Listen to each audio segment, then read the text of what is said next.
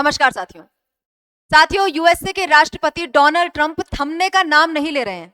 हाल ही में वेनेजुएला के राष्ट्रपति निकोलस मादुरो को इन्होंने उठा लिया, सिटिंग प्रेसिडेंट को उठा लिया गया, ले जाके अपनी कंट्री में जेल के अंदर इनको बंद कर दिया गया। उन पर अब केस चलाया जा रहा है। इसके बाद डोनाल्ड ट्रंप ने आसपास के काफी सारे देशों को और चेतावनी दी कि आपके साथ भी ऐसा ही हो सकता है। इसके अलावा ग्रीनलैंड को बोला कि हम ग्रीनलैंड को लेने वाले हैं, कब्जाने वाले हैं। ग्रीनलैंड हमारी नेशनल सिक्योरिटी के लिए बहुत जरूरी है।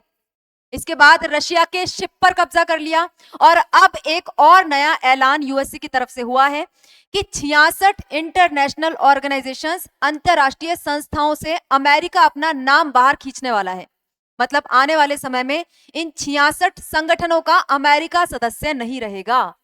अब ये कौन सी संस्थाएं हैं, अमेरिका इनमें अब तक क्यों बना हुआ था, इनमें से निकलने के बाद विश्व कैसा दिखाई देगा, अमेरिका का इससे क्या फायदा है, इसके मायने क्या है, सारी चीजों की चर्चा हम आज के इस छोटे से सेशन में करने वाले हैं। तो चलिए सेशन की शुरुआत करते हैं। मेरा नाम है चारू गुप्ता और मैं स्वागत करती हूँ आप सभी का चारू एजुकेट्स पर। तो दोस्तों, बात हो रही है अमेरिका के राष्ट्रपति डोनाल्ड ट्रंप के एक और नए ऐलान की। अमेरिका फर्स्ट के तहत इनके द्वारा ये ऐलान किया गया है। जब से डोनाल्ड ट्रंप प्रेसिडेंट बने हैं, इवन चुनाव प्रचार के दौरान भी इनका सबसे बड़ा स्लोगन जो रहा था वो है अमेरिका फर्स्ट। मतलब अमेरिका के लोगों पर ध्यान देना है, अमेरिका के लोगों का फायदा होना चाहिए। विश्व जाए भाड़ में, दूसरे देश जाए भाड़ में, अमेरिका का फायदा हो, ऐसी पॉलिसीज हम अपनाएंगे। अमेरिका के लोगों को फायदा हो, ऐसा ही काम इनके द्वारा किया जाएगा। तो इसको फॉलो करते हुए अब इन्होंने एक और अपना ऐलान किया है। 66 इंटरनेशनल ऑर्गेनाइजेशन से अमेरिका अब एग्जिट करने वाला है। US to exit 66 international organisations as Trump further retreats from global corporation.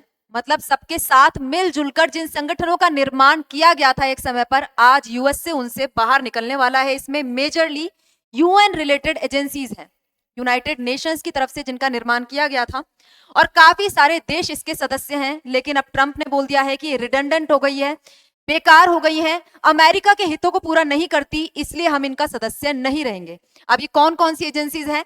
Obviously news तो यहाँ पर बननी ही थी। भारत के पर्सपेक्टिव से भी बात की जाए तो भारत के द्वारा भी एक अलायंस शुरू किया गया था फ्रांस के साथ मिलकर और आईयूसीएन के साथ मिलकर। उसका नाम भी इसके अंदर निकल कर आया है। वो कौन सा ऑर्गेनाइजेशन है, यदि आप जानते हैं तो जरूर से कमेंट बॉक्स में बताइए। आगे जाकर इसकी चर्चा हम लोग करने वाले हैं। तो यहाँ पे न्यूज बननी शुरू हो गई कि अमेरिका अगेन अपने हाथ पीछे खींच रहा है। अमेरिका वैश्विक संगठनों के साथ, विश्व के अन्य देशों के साथ उतना ही सहयोग करेगा जितना अमेरिका के फायदे में है। बाकी सब में से अमेरिका एग्जिट लेने वाला है।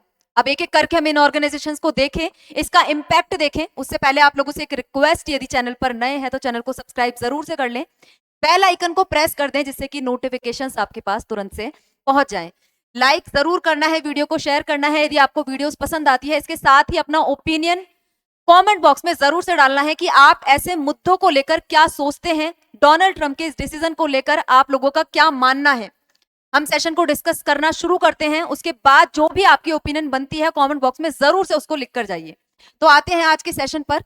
यूनाइटेड नेशन की 31 एजेंसीज और बाकी की बची हुई अन्य वैश्विक संस्थाएं, इनमें से यूएस से अपना नाम हटवाने वाला है।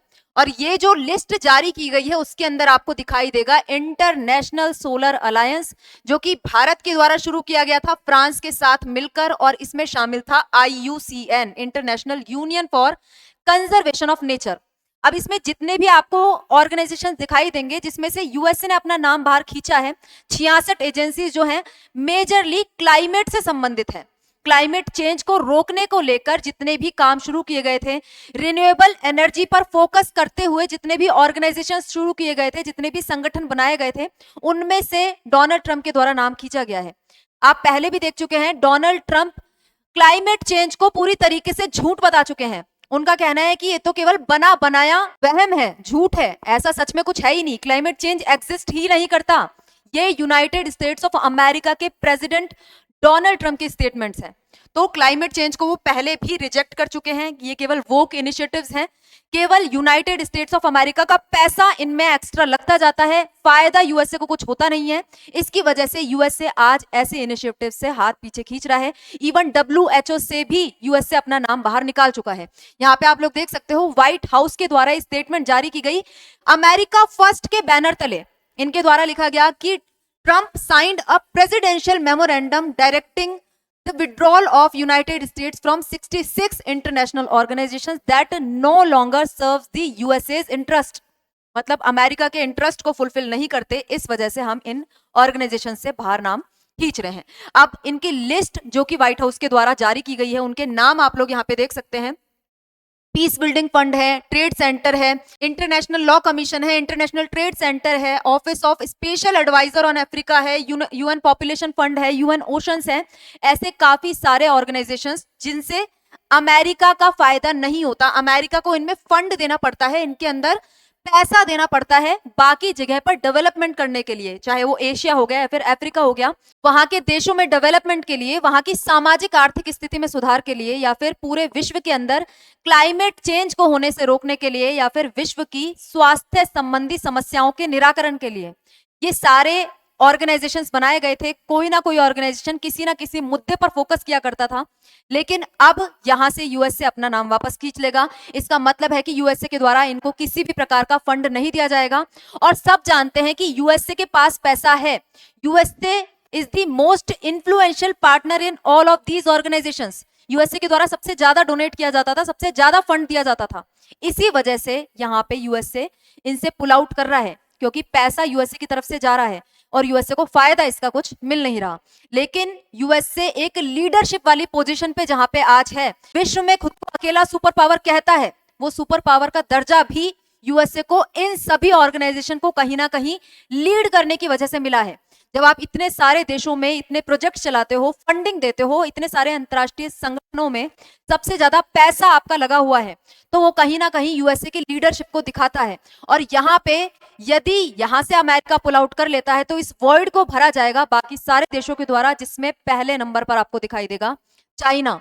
और यूएसए के प्रेसिडेंट यहाँ पे इस बात को समझ नहीं रहे हैं।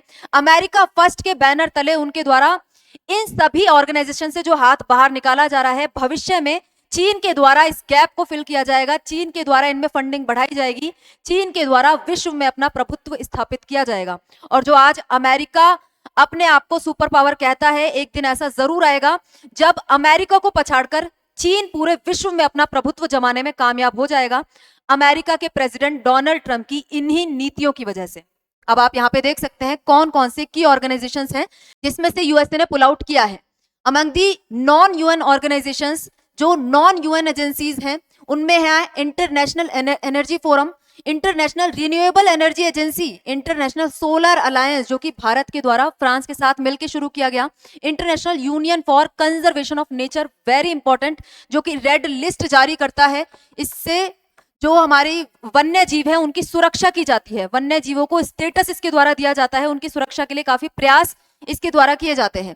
Inter governmental panel on climate change, कि क्लाइमेट चेंज को रोकने की दिशा में कार्यरत रहता है। इसके अलावा यूएन बॉडीज की जहां तक बात है उसमें department of economic and social affairs है, इंटरनेशनल लॉ कमीशन है, इंटरनेशनल ट्रेड सेंटर है, पीस बिल्डिंग कमीशन है, यूएन एनर्जी है, यूएन पॉपुलेशन फंड है, यूएन वाटर है। तो ये सारे ऑर्गेनाइजेशंस काफी इंपॉर्टेंट हैं, वैश्विक स्तर पर काफी अच्छा काम इनके द्वारा किया जा रहा है, लेकिन आज अमेरिका इनसे अपना नाम हटा रहा है, इनको फंडिंग इसके द्वारा नहीं दी जाएगी। और यहाँ पे ऐसा पहली बार नहीं है, जब डोनाल्ड ट्रंप सेकंड टर्म के लिए इलेक्ट हुए थे तो आते ही इन्होंने सबसे पहले डब्ल्यूएचओ से अपना नाम बाहर खींचा। रीजन ये दिया गया कि डब्ल्यूएचओ के द्वारा कोविड-19 के टाइम पे अच्छा काम नहीं किया गया, इसलिए हम विड्रॉ कर रहे हैं, इस संस्था से पुल आउट कर रहे हैं।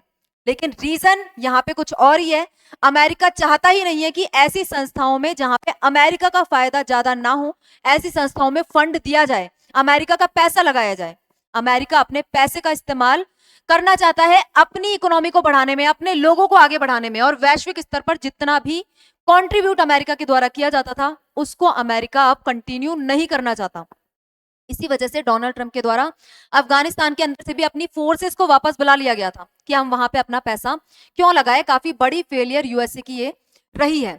अब यहाँ पे ट्रंप चाहते हैं कि वापस से ऑयल इकोनॉमी की तरफ जाया जाए, वापस से ऑयल और डीजल जो कि पहले निकाला जाता था, रिन्यूएबल एनर्जी को इतना फोकस पहले नहीं किया जाता था और पूरी की पूरी इकोनॉमी ऑयल और गैस पर ही बेस्ड हुआ करती थी। लेकिन धीरे धीरे क्लाइमेट चेंज होता हुआ देख रिन्यूएबल एनर्जी की तरफ आगे बढ़ा गया। लेकिन अब ट्रंप नहीं चाहते कि वो वाले जो सारे इनिशिएटिव्स लिए गए हैं उनमें वो कंटिन्यू करें। और अब वेनेजुएला के ऊपर उनके द्वारा आक्रमण किया गया, उसके तेल रिसोर्सेस को अपने कब्जे में लिया गया और वहां अब काफी भारी मात्रा में प्रोडक्शन अमेरिका के प्रेसिडेंट के द्वारा किया जाएगा और इससे अमेरिका के ऑयल बिलियनियर्स को काफी ज्यादा फायदा होने वाला है।